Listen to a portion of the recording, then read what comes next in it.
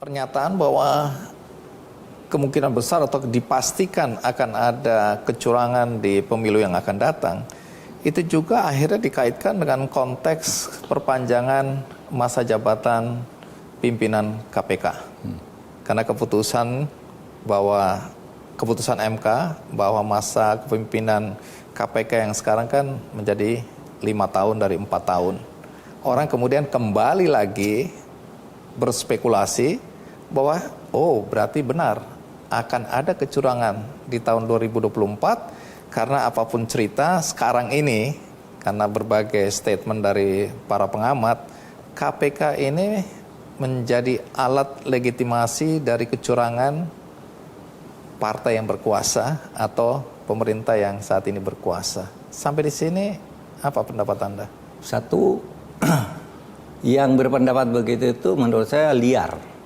Kenapa liar? Kalau saya mengatakan pasti ada kecurangan lalu pasti ini ada hubungannya rekayasa penguasa. Saya nulis tentang ini, nulis di koran. Bahwa kecurangan itu selalu terjadi. Waktu itu saya membela Pak SBY.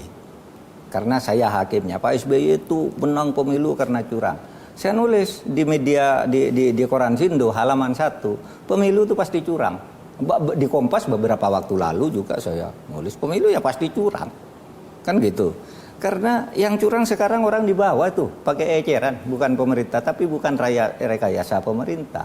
Nah, kalau sekarang lalu dikaitkan bahwa semua ini dengan penundaan pemilu dan sebagainya, saya kan orang yang paling menolak pemilu ditunda. Atas dasar apa lalu dikaitkan dengan penundaan pemilu? Dan pemilu tidak akan ditunda. Baik, statement ini kan ada tegaskan waktu pertemuan kita yang pertama ya, tidak akan ada penundaan. Iya. Tapi isu ini sekarang makin gencar bahwa ada kemungkinan pemilu ini akan ditunda. Ya, enggak apa-apa isu kan. Tapi saya katakan tidak.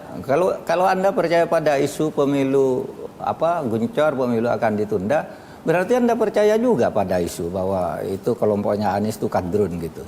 Kan itu isu juga. Apakah Anda percaya dengan itu? Kalau isu itu di sana ada isu, di sini ada isu.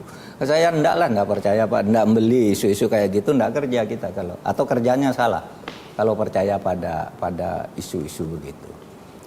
Baik, ini untuk mengingatkan kembali karena disebut-sebut perpanjangan masa jabatan pimpinan KPK yang sudah diputuskan oleh Mahkamah Konstitusi ini, itu ada konteksnya lagi dengan kecurigaan, tuduhan ya.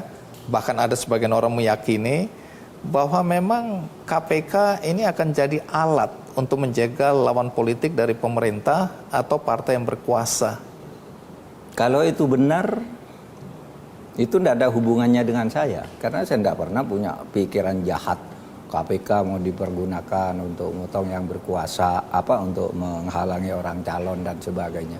Kan sudah saya katakan, itu semua pertama bagi saya itu gosip, ya. Tidak seperti itu yang terjadi. Yang kedua, saya sendiri pasang badan sejak awal. Maksudnya? Pasang badan bahwa pemilu harus jadi. Bagaimana saya mau percaya bahwa KPK mau diperalat oleh pemerintah di mana saya ada di dalamnya? Bahwa mungkin ada permainan nakal di KPK yang sifatnya koruptif itu bisa saja terjadi. Bisa juga terjadi di MK. Bisa juga terjadi di kantor Kemenko Polhukam. Bisa. Namanya orang jahat itu kan ada di mana-mana. Orang nakal ada di mana-mana. Itulah sebabnya kita punya hukum. Kita harus percaya pada hukum. Kalau itu tidak benar, ya tidak diapa-apakan. Kalau benar ya ditindak secara hukum. Kan ada hukum.